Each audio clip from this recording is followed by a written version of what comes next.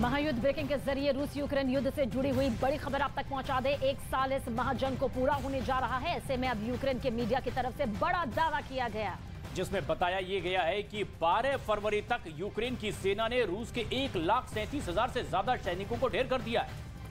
तो वहीं दावा यह भी किया जा रहा है कि 11 फरवरी की तारीख रूस के लिए काल बन गई है। सिर्फ एक दिन में रूस के 900 सैनिक मार गिराए गए।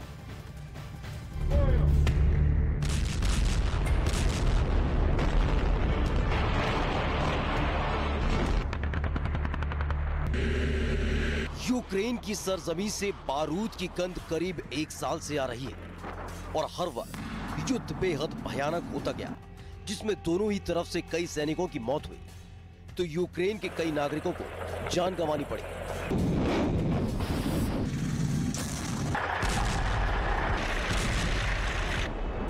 युद्ध की शुरुआत में रूस का पलड़ा भारी नजर आया तो एक वक्त ऐसा भी आया जब यूक्रेन ने रूस को पांव पीछे खींचने पर मजबूर कर दिया। लेकिन साल की शुरुआत में जो दांव रूस ने चला उसने यूक्रेन को दिक्कत में डाल दिया था। लेकिन अब यूक्रेन ने एक बड़ा दावा किया है। पुतिन की पलटन शेर, ज़ेलेंस्की के जाबाज सवा शेर।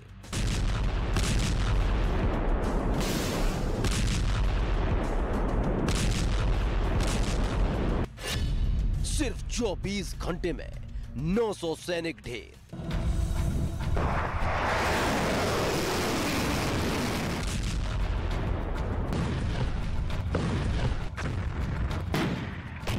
चौबीस फरवरी को रूस और यूक्रेन के बीच जारी जंग के 1 साल पूरे हो जाएंगे, जिसमें पूरी दुनिया ने तबाही के वो सामान देखे हैं जिसने एक झटके में युद्ध का रुख मोड़ दिया था। हर बार ऐसा लगा कि अब युद्ध रूस के खाते में जा रहा है, लेकिन अगले ही पल ज़ेलेंस्की की सेना ने अपनी जाबाजी दिखाते हुए युद्ध में जबरदस्त वापसी की। इन सब के बीच एक दावा यूक्रेन की तरफ से किया गया है। यूक्रेन ने रूस को जबरदस्त झटका दिया। दावा किया गया है कि 12 फरवरी तक रूस के 1,37,780 सैनिक ढेर हुए। साथ ही दावा है सिर्फ एक दिन में रूस के 900 सैनिक ढेर हो गए।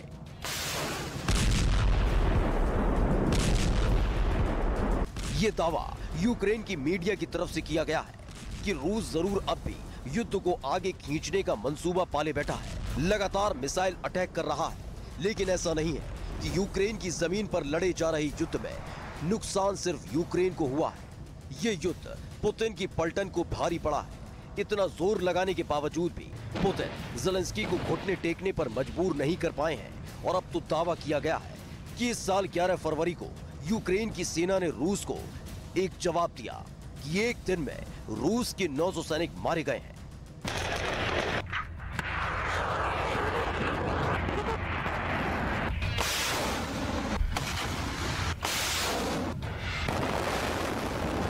इस दावे ने रूस के साथ साथ पूरी दुनिया को सख्ती में डाल दिया है, क्योंकि साल की शुरुआत से ही रूस ने यूक्रेन पर कई ताबड़तोड़ हमले किए थे, जिसमें यूक्रेन के कई शहरों को टारगेट किया गया था। लगातार युद्ध में झटके पर झटके पुतिन को मिल रहे हैं, जिससे पुतिन बौखलाए हुए हैं और अपने बारूदी तहखाने के दम पर यूक्रेन को सबक सिखाना चाहते हैं। लेकिन अमेरिका समेत नेटो देशों ने यूक्रेन को बम, गोला, बारूद और मिसाइल की सप्लाई जारी रखी, जिसने पुतिन के मंसूबों पर पानी फेर दिया है। और अब आगे आकर इस युद्ध का पूरा हिसाब किताब यूक्रेन ने सामने रखा है। 1 साल से जारी जंग में रूस के 1,37,000 से ज्यादा सैनिक मार गिराए। हो सकता है ये आंकड़ा और दावा रूस में पुतिन के खिलाफ आग भड़का सकता है, कि युद्ध जीतने के लिए पुतिन ने हर दांव पे चल दिया है। लेकिन जो 1 साल पहले पुतिन ने सोचा था उसे पाने में अब भी नाकाम रहे हैं।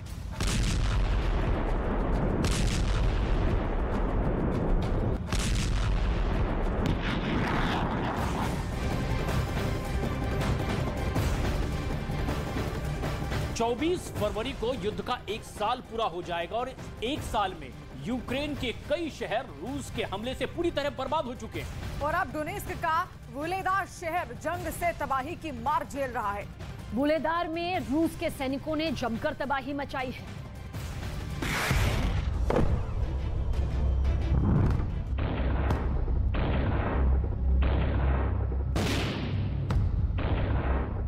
खंडहर बने मकान,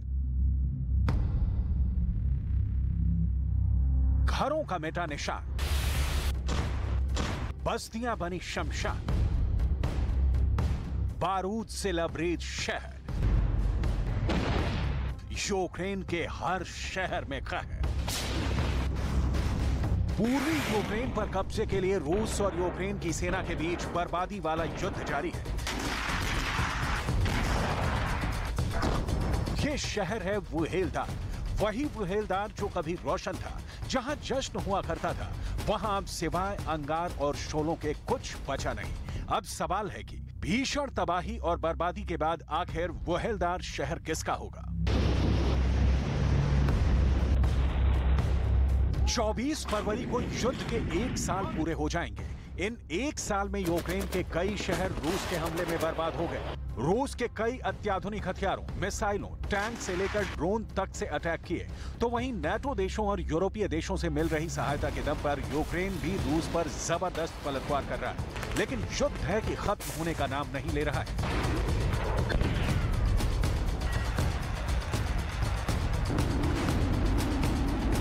डोनेत्स्क का वोहलेदार शहर भी पुतिन की सेना के चपेट में कई दिनों से फंसा है। वोहलेदार में रूस के सैनिकों ने जमकर तबाही मचाई है। कभी हंसता खेलता शहर आज खंडहर में तब्दील हो गया है। यहाँ की इमारतें इस बात की गवाही देने के लिए काफी हैं कि शहर में घातक और खतरनाक मिसाइलें गिराई गई हैं। आज पूरा शहर वीरान हो गया है। लोग सुरक्षित ठिकानों पर चले गए हैं। हालात ऐसे हैं कि 14,000 आबादी वाले शहर में आज सिर्फ 300 के करीब लोग रह गए हैं। Активні бойові дії. Там перебувати цивільним мешканцям є вкрай небезпечно. Люди живуть вже, скажімо так, багато місяців.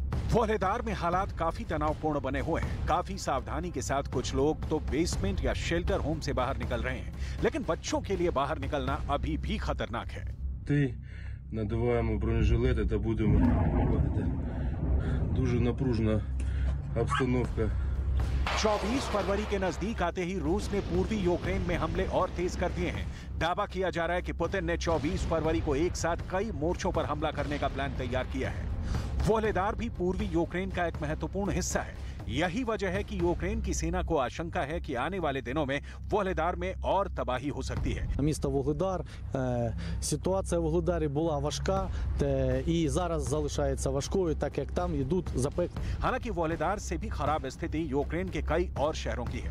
पुतिन की सेना बख्तूम, डोनेत्स्क समेत कई शहरों में जमकर तबाही मचा रही है।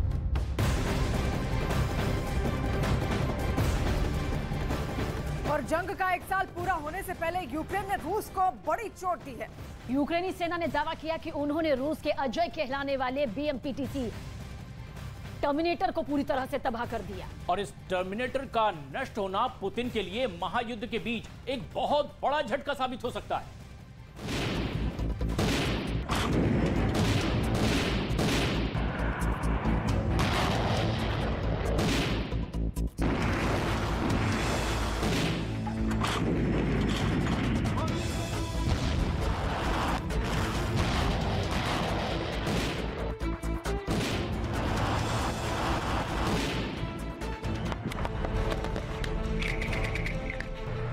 वो हथियार जिसका तोड़ यूक्रेन के पास नहीं था,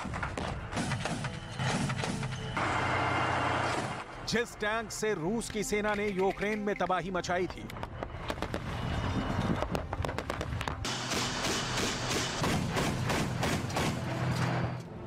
रणभूमि में उस टर्मिनेटर को भी अब यूक्रेनी सेना नष्ट कर रही है। पिछले 1 साल से जंग रुकने की बजाय और भीषण होती जा रही है। रूसी सेना लगातार यूक्रेन के बड़े शहरों को टारगेट कर रही है। मशीन गनों की थड़थड़ाहट, बमों के धमाके, टैंक की ताकत और महायुद्ध में मिसाइलों का जोर दिखाने के बाद हर कहीं तबाही दिख रही है।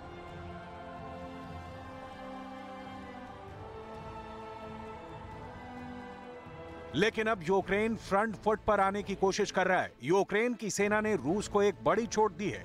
दावा है कि यूक्रेनी सेना ने लुहांस्क में एक बेशकीमती रूसी BMP-T बख्तरबंद वाहन को नष्ट कर दिया है, जिसे रूस अपना टर्मिनेटर कहता है। लोहांस्क इलाके के गवर्नर सेरही हैदाई ने अपने सोशल मीडिया अकाउंट से टर्मिनेटर को उड़ाए जाने और नष्ट होते हुए फोटो भी शेयर की है। रूस दावा करता रहा है कि उसके टर्मिनेटर को नष्ट करना असंभव है, क्योंकि शहरी इलाकों में लड़ने वाली पैदल सेना की यूनिट को मदद करने के लिए इसे तैयार किया गया था। Terminator tank, grenade launcher, anti tank system और छोटे हथियारों से लैस है। सीरिया और इराक में भी मिशन के दौरान टर्मिनेटर टैंक ने गजब की ताकत दिखाई थी। इस टैंक की मारक क्षमता और उबड़-खाबड़ इलाकों में इसके इस्तेमाल को देखते हुए रूसी अधिकारियों ने सेना में terminator tank support fighting vehicle को एक रेगुलर कंपनी लगाई है। लेकिन यूक्रेन का ये दावा अब पुतिन के माथे पर पसीना ला देगा।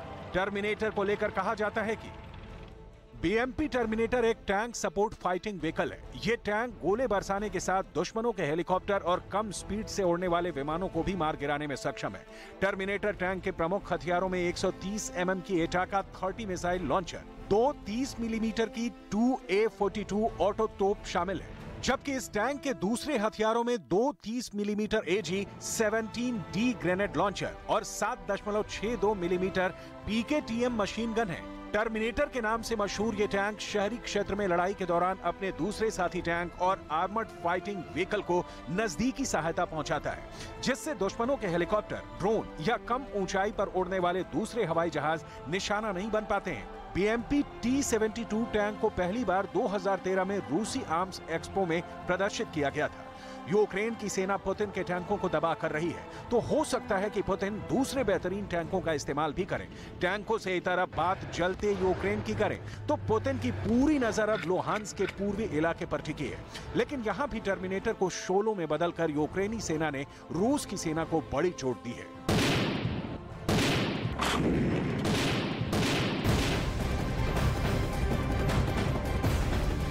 पड़ोसी मुल्क पाकिस्तान से बहुत बड़ी खबर इस वक्त आप तक पहुंचाने जा रहे हैं। पाकिस्तान के पूर्व प्रधानमंत्री इमरान खान ने अपनी सरकार गिराने के पीछे कमर जावेद बाजवा का हाथ बताया। बाजवा को कटघरे में खड़ा करते हुए इमरान खान ने दावा किया है कि उनकी सरकार गिराने के पीछे किंग मेकर कमर जावेद बाजवा ही थे। और इसके साथ ही इमरान खान ने अमेरिका को क्लीन चिट भी दे दी है। पाकिस्तान के पूर्व प्रधानमंत्री इमरान खान के बदले सुर, बाजवा के सिर फोड़ा, विरोध का ठीकरा। इमरान ने बाजवा को बताया सुपर किंग। पाकिस्तान में जो एक दूसरे पर जान छिड़कते थे, अब एक दूसरे के दुश्मन नजर आ रहे हैं। पाकिस्तान के पूर्व प्रधानमंत्री इमरान खान ने अपनी सरकार गिराने में सेना प्रमुख कमर जावेद बाजवा का हाथ बताया। इमरान खान ने अप्रैल 2022 में पाकिस्तान के प्रधानमंत्री पद से हटाए जाने के बाद से अमेरिका पर आरोप लगाने शुरू कर दिए थे। इमरान ने रैलियों में कागज लहरा लहरा कर कहा था कि उनके पास पाकिस्तानी राजनीति में विदेशी दखलंदाजी का सबूत है। लेकिन अब इमरान ने यू टर्न लेते हुए अपने अमेरिका विरोध के पीछे भी बाजवा का हाथ बताया। जिम्मेदार तो वो आदमी है जिसने ये फैसला किया कि अब गवर्नमेंट गिरानी है। इमरान बड़ा खतरनाक है। कहा कि मेरे बारे में यहाँ से झूठ फैलाया गया, जबकि सच ये है कि मैं एंटी अमेरिकन नहीं हूँ। अब जब सत्ता चली गई तो इमरान अपने पुराने साथी बाजवा पर दोष मढ़ने लगे। कोई पूछने वाला नहीं, कोई इंक्वायरी नहीं होगी कि किस तरह फैसला किया। हर दुनिया के अंदर जब भी कोई जिम्मेदारी लेता है, उसी के पास अथॉरिटी होती है और उसी से पूछा जाता है। इमरान को गम है कि दोस्त ने ही दुश्मनी कर उनकी सरकार गिरा दी। बाजवा कह रहे हैं कि उन्हें नौकरी में एक्सटेंशन इमरान के कारण नहीं मिला। पाकिस्तान में सत्ता बदलते ही वफादारी धोखेबाजी में तब्दील हो गई है।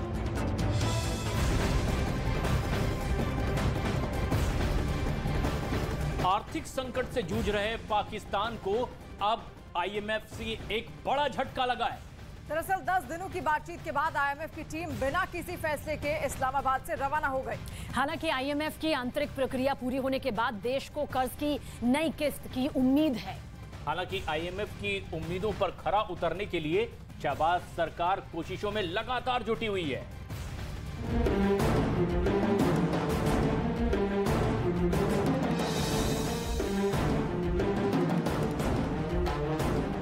IMF के इनकार के बाद अंधकार में पाकिस्तान का भविष्य।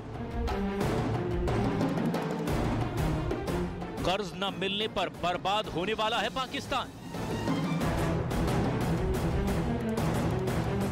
पाकिस्तान के हुक्मरानों और IMF के अफसरों के बीच चली 10 दिनों की बैठक बेनतीजा रही और इसके बाद पाकिस्तान की उम्मीदें टूट गईं। IMF यानी इंटरनेशनल मॉनेटरी फंड बिना कर्ज दिए ही वापस लौट गया। पाकिस्तान सरकार और IMF के बीच जारी बातचीत बेनतीजा ही खत्म हो गई। इससे पाकिस्तान की उम्मीदों को करारा झटका लगा।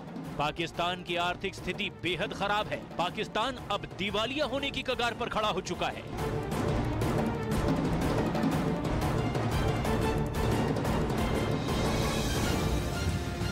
पाकिस्तान को IMF से काफी उम्मीदें थी, लेकिन सब धरी की धरी रह गई। 3 फरवरी को स्टेट बैंक ऑफ पाकिस्तान के खजाने में विदेशी मुद्रा भंडार घटकर $291 करोड़ ही रह गया।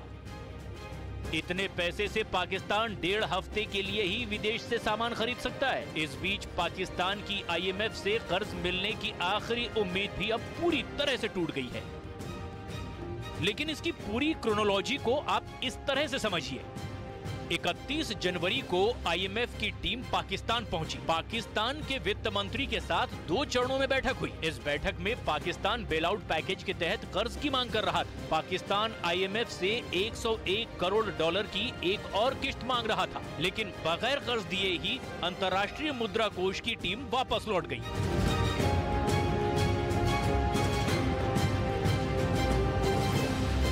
IMF से कर्ज न मिलने से डरे पाकिस्तान के वित्त मंत्री ने इसे रूटीन प्रोसेस कहकर टाल दिया, लेकिन IMF को खुश करने के लिए उसकी सारी शर्तों को मानने के लिए तैयार भी हो गया। जबकि IMF ने पाकिस्तान को कर्ज देने के लिए कई शर्तें रखी है, जिसको मानने के बाद पाकिस्तान की जनता महंगाई से और बेहाल हो जाएगी।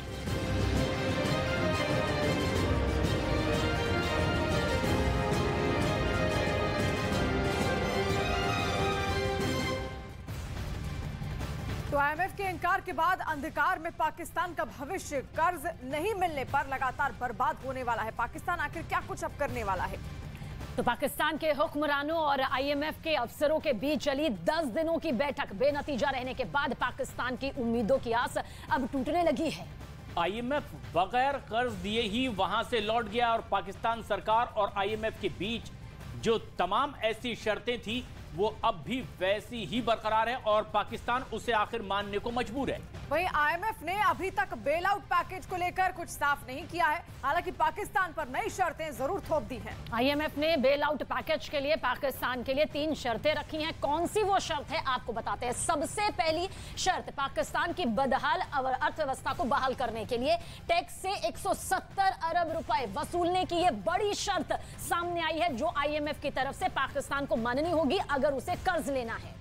वहीं दूसरी बेहद अहम शर्त इंटरनेशनल मॉनेटरी फंड ने पाकिस्तान पर रखी है कि सामानों के निर्यात पर टैक्स में छूट दे और इससे एक बार फिर कंगाली और ज्यादा बढ़ती दिखाई देगी पाकिस्तान में। और वहीं तीसरी और आखिरी शर्त जो रखी गई है, विदेशी मुद्रा भंडार की कमी ना होने पाए। ये IMF की शर्त है, क्योंकि लगातार वहां पर विदेशी मुद्रा भंडार कम होता जा रहा है, जिससे आयात निर्यात पाकिस्तान नहीं कर पा रहा।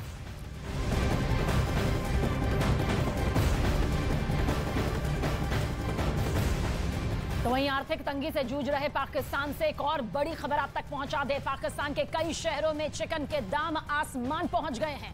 कई जगहों पर पाकिस्तान में तो 700 रुपए प्रति किलोग्राम इसका दाम हो चुका है। और बताया ये जा रहा है कि चिकन की कीमतों में ये उछाल कई पोल्ट्री व्यवसायियों के बंद होने के कारण हुई है।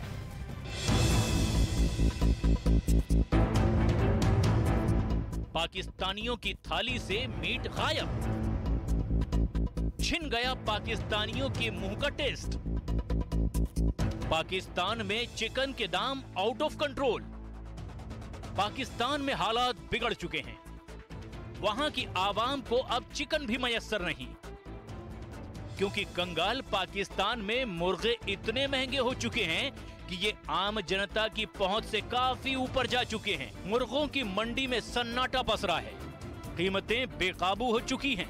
कराची शहर समेत पूरे पाकिस्तान में चिकन मटन के दाम आसमान छू रहे हैं। कराची में चिकन की मौजूदा कीमत 720 रुपए प्रति किलोग्राम तक पहुंच गई। कीमतों में ये उछाल कई पोल्ट्री व्यवसायों के बंद होने की वजह से आई है। पूरी मार्केट में जितनी भी अजनास आ रही हैं उनकी कीमतें आउट ऑफ कंट्रोल हैं। रावलपिंडी, इस्लामाबाद और कुछ दूसरे शहरों में भी चिकन के दाम 700 रुपए प्रति किलो के ऊपर पहुंच चुके हैं। पाकिस्तान में पोल्ट्री उद्योग अर्थव्यवस्था का अहम हिस्सा है और इस क्षेत्र में भी पाकिस्तान कंगाली की राह पर पहुंच गया है।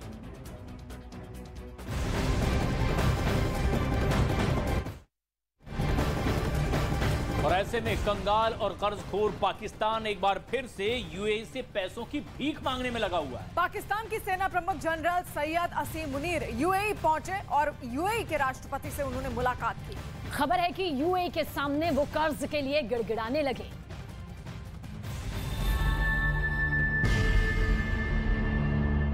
आईएमएफ की कड़ी शर्तों को देखते हुए कंगाल पाकिस्तान ने अब सऊदी अरब और चीन के बाद संयुक्त अरब अमीरात से भी मदद मांगी है। लिहाजा पाकिस्तान के सेना प्रमुख जनरल सैयद असीम मुनीर दौड़े दौड़े संयुक्त अरब अमीरात पहुंच गए, जहां शुक्रवार को जनरल असीम मुनीर ने यूएई के राष्ट्रपति से मुलाकात की, जिसे पाकिस्तान के आर्थिक संकट से जोड़कर देखा जा रहा है। पाकिस्तान अपनी अर्थव्यवस्था को डिफॉल्ट होने से बचाने की जद्दोजहद में लगा हुआ है और आईएमएफ की कठोर शर्तों पर डॉजियर मिलने के बाद दुनिया भर में कटोरा लेकर घूम रहा है। हालांकि पहले ही यूएई ने बड़ा दिल दिखाते हुए $1 अरब यानी भारतीय रुपयों में करीब 8,200 करोड़ रुपए का कर्ज चुकाने की मोहलत और बढ़ा दी है और इसके 2 गुने से ज्यादा का नया कर्ज देने का भी ऐलान कर दिया है, जिससे पाकिस्तान आर्थिक संकट से बाहर आ सके। यूएई ने मदद का ऐलान तब किया जब पाकिस्तान के सामने कोई रास्ता ही नहीं बचा था, क्योंकि उसके 2 सबसे अच्छे दोस्त चीन और सऊदी अरब पाकिस्तान को कर्ज देने से पहले ही कन्नी काट चुके हैं, जिसके बाद से पाकिस्तान पूरी दुनिया के आगे झोली फैलाकर मदद की भीख मांग रहा है।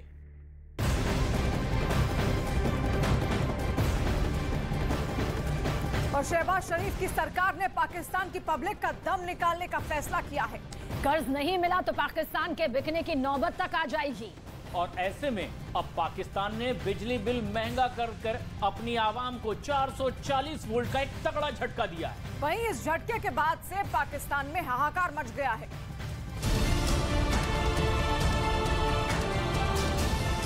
आईएमएफ की शर्तों से परेशान पाकिस्तान,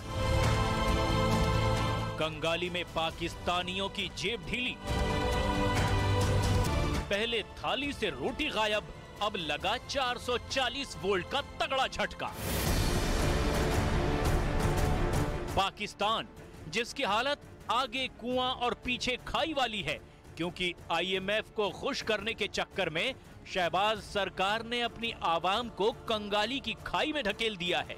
क्योंकि आईएमएफ की शर्त थी कि पाकिस्तान में बिजली के दाम बढ़ाए जाएं, जिसके बाद पाकिस्तानी सरकार ने एक बार फिर से बिजली के दामों में बढ़ोतरी कर दी और इसके बाद बिजली टैरिफ में ₹3.39 प्रति यूनिट का एक साथ इजाफा कर दिया। यानी स्पेशल फाइनेंशियल सरचार्ज लगाने के बाद पाकिस्तान में बिजली और महंगी हो गई है। ₹3.39 फी यूनिट 4 माह में इजाफा किया जाएगा, लेकिन अभी बोल न्यूज को जो दस्तावेज दस्तयाब हुई हैं उसके मुताबिक हुकूमत ने नवंबर तक जो है वो बिजली महंगी करने का ये प्लान बनाया है और नवंबर 2023 तक बिजली ₹7.91 फी यूनिट जो है वो महंगी की जाएगी। पाकिस्तान ऐसा इसीलिए कर रहा है क्योंकि उसे जल्द से जल्द आईएमएफ से 170 अरब रुपए की आर्थिक मदद चाहिए, क्योंकि 10 दिनों तक इंटरनेशनल मॉनेटरी फंड के साथ बातचीत बेनतीजा रहने के बाद पाकिस्तान को कर्ज की मंजूरी नहीं दी गई। आईएमएफ की टीम बिना डील पर हस्ताक्षर किए ही वापस लौट गई और इसके बाद पाकिस्तान के वित्त मंत्री ने ईसीसी की बैठक की, जिसमें आईएमएफ की मांग को पूरा करने के लिए राजकोषीय उपायों का जायजा लिया गया और बिजली के बिल को महंगा कर दिया गया। इतना ही नहीं, इस बैठक में अगले वित्तीय वर्ष 2024 के लिए 1 पाकिस्तानी रुपये प्रति यूनिट की दर से एक अन्य सरचार्ज को भी अग्रिम रूप से मंजूरी दे दी गई। भीख का कटोरा लेकर घूम रहे पाकिस्तान का विदेशी मुद्रा भंडार करीब $291 करोड़ ही रह गया है। यानी दाने दाने को मोहताज पाकिस्तान अब ज्यादा दिन का मेहमान नहीं है, क्योंकि उसके पास देश चलाने के लिए पैसा ही नहीं बचा है। और अब बिजली के दामों को बढ़ाकर शहबाज सरकार ने अपनी आवाम को एक और बड़ा झटका दे दिया है।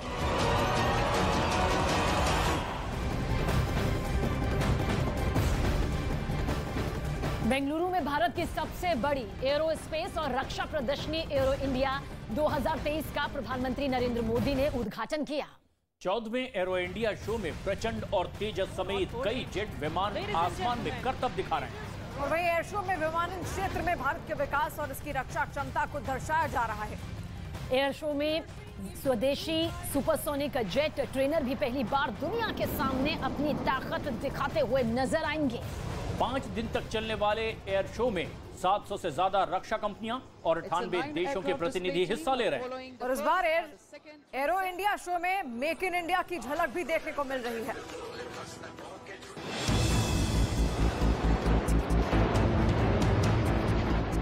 स्वदेशी सुपरसोनिक जेट ट्रेनर पर दिखे पवन पुत्र हनुमान। एयर शो में दिखा वायु वीरों का जलवा। हिंदुस्तान की हवाई ताकत देखकर सहमा चीन पाकिस्तान। आसमान में गरजे हिंदुस्तान के धाकड़ वायुवीर। एडवांस लाइट हेलीकॉप्टर्स रुद्र का दिखा जलवा। लाइट कॉम्बैक्ट हेलीकॉप्टर प्रचंड ने दिखाया अपना हुनर। एयर चीफ मार्शल की अगुवाई में गुरुकुल फॉर्मेशन बनाया। बेंगलुरु में एरो इंडिया शो का आगाज हो चुका है। एयर शो में आसमान में एक से बढ़कर एक वायु वीरों ने हुंकार भरी। एरो इंडिया शो में पहली बार स्वदेशी सुपरसोनिक जेट ट्रेनर HLFT 42 विमान देखा गया। इसे 5वीं पीढ़ी का एडवांस युद्धक विमान माना जाता है। इसकी टेल पर हवा में उड़ते हनुमान जी की फोटो छपी है और उस पर एक खास मैसेज भी लिखा है, द स्ट्रॉर्म इज कमिंग, यानी तूफान आ रहा है। मतलब ये कि दुश्मन के लिए हमारे स्वदेशी विमान काल बनकर बम बरसाएंगे। LFT 42 और नीचे लिखा है स्टॉर्म इज कमिंग और बीच में पवन पुत्र हनुमान की तस्वीर, यानी कि मारुत जिसको कहा, जो कि मारुत एक ऐसा फाइटर और बॉम्बर था जो कि HAL ने 60 के दशक में तैयार किया था। और उसके बाद अब इसमें ये तस्वीर ये साफ नज़र आ रही है कि इसकी स्पीड सीधे तौर पर हनुमान जी की स्पीड के तौर पर देखा जा रहा है। उनकी तरह पावर, उनकी तरह ताकत इस जेट में होगी। बताया गया कि 60 के दशक में भी जब भारत ने अपना पहला लड़ाकू विमान बनाया था तो उसका नाम मारुत रखा था।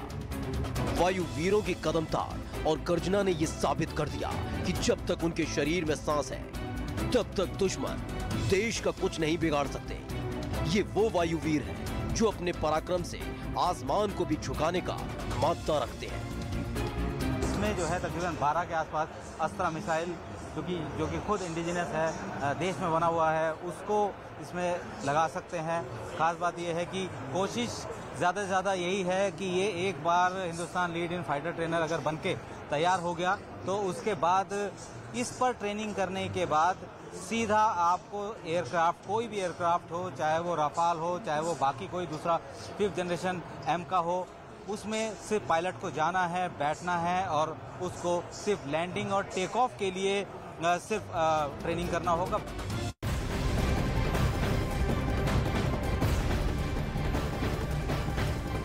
बाबा बागेश्वर एक बार फिर से चर्चा में है क्योंकि बाबा बागेश्वर ने अब हिंदू राष्ट्र बनाने के लिए एक बार फिर हुंकार भरी है। दरअसल मध्य प्रदेश के छतरपुर में बाबा बागेश्वर का मंच सज गया है और आज से उन्होंने हिंदू राष्ट्र के लिए महायज्ञ भी शुरू कर दिया है।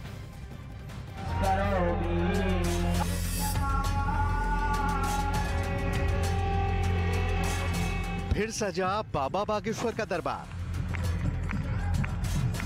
बाबा बागेश्वर ने फिर भरी हिंदू राष्ट्र की हुंकार।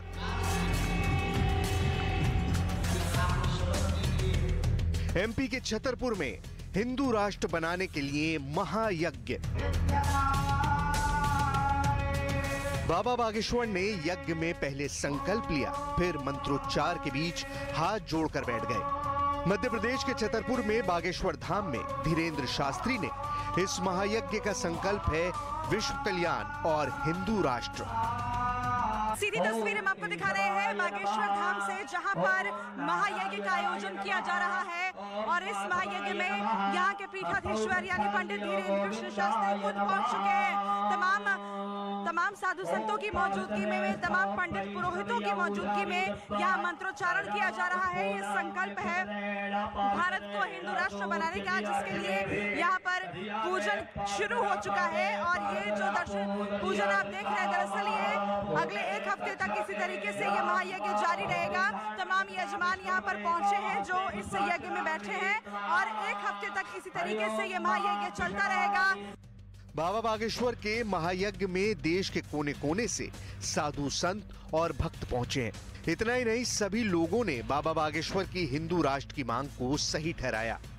हिंदू राष्ट्र बनाने के लिए जो महायज्ञ हो रहा है उसके लिए आए? Yes ma'am.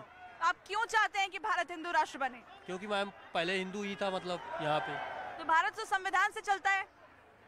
Yes ma'am, yes yes. मैं कर्नाटका से आया हूँ और जो बाबा जी ने अभी संकल्प लिया है हिंदू राष्ट्र बनाने का, उसमें हम सभी सनातनी सहयोग करने के लिए आए हैं। जय श्री राम। माता जी कहाँ से आई हैं आप? यूपी से, जिला। कितने दिन यहाँ रुकेंगी? 4-5 दिन रुकेंगे। बाबा को क्यों मानती हैं? श्रद्धा है अपनी, श्रद्धा की वजह से मानते हैं। न किसी के आगे झुकना है, न किसी को झुकाना है। हमारा अगला निशाना है भारत को हिंदू राष्ट्र बनाना है। छतरपुर का ये महायज्ञ सियासत से भी अछूता नहीं रह पाया। मध्य प्रदेश के पूर्व मुख्यमंत्री और मध्य प्रदेश के कांग्रेस अध्यक्ष कमलनाथ भी बागेश्वर धाम पहुंचे और दर्शन किए। इस दौरान कमलनाथ ने हिंदू राष्ट्र के सवाल पर कहा कि देश संविधान से चलता है। भारत जो है, भारत अपने संविधान के अनुसार चलता है। बाबा साहब अम्बेडकर ने संविधान बनाया था। जो संविधान जो संविधान भारत का है, वही संविधान भारत का है। हिंदू राष्ट्र की बात को लेकर धीरेन्द्र शास्त्री आक्रामक है। इन्हीं तेवरों की वजह से भारत का बड़ा हिंदू वर्ग 26 साल के कथावाचक को हिंदुत्व का सेनापति भी बना चुका है। बाबा बागेश्वर धाम के पीठाधीश्वर धीरेन्द्र शास्त्री ने एक बार फिर हिंदू राष्ट्र की मांग दोहराई। मध्य प्रदेश के छतरपुर में बागेश्वर धाम में धीरेन्द्र शास्त्री ने कहा कि हिंदू राष्ट्र बनाना ही उनका लक्ष्य है।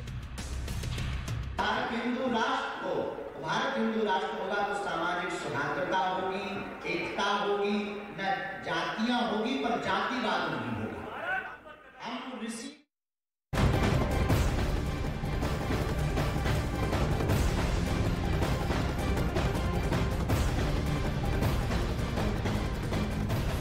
इस वक्त त्रिपुरा से सीधे तस्वीरें आप देख रहे हैं। अगरतला में इस वक्त प्रधानमंत्री नरेंद्र मोदी मौजूद हैं और उनका यहां पर भव्य रोड शो है, जिसके लिए कतार में लोग वहां पर खड़े उनका इंतजार कर रहे हैं, उनकी एक झलक पाने के लिए। किस तरीके से देखिए, त्रिपुरा में 16 फरवरी को मतदान होने वाला है और उससे पहले की तस्वीर वहां पर जिस तरीके से चुनाव प्रचार जोर शोर से हो रहा है। लगातार तमाम जो राजनीतिक पार्टियां वहां पर हैं, स्थानीय राजनीतिक पार्टियां हो या फिर बीजेपी हो, लगातार जोर आजमाइश में लगी हुई है।